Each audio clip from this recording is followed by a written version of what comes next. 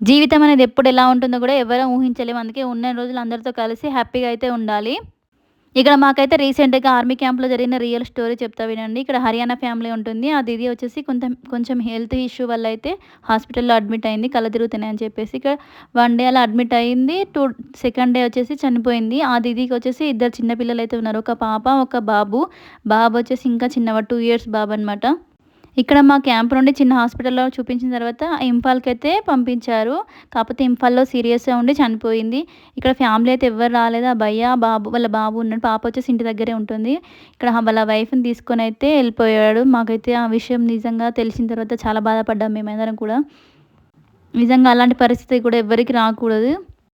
ఇక్కడ 3 డేస్ అవుతుంది. మా హస్బెండ్ అయితే డ్యూటీ పని మీద వేరే ప్లేస్‌కైతే వెళ్ళాడు. అందుకే మా పక్కన దిది వాళ్ళ బగాన్‌లో అయితే పాలకూర ఉంటే నేనైతే వెళ్ళేసి తీసుకొచ్చాను.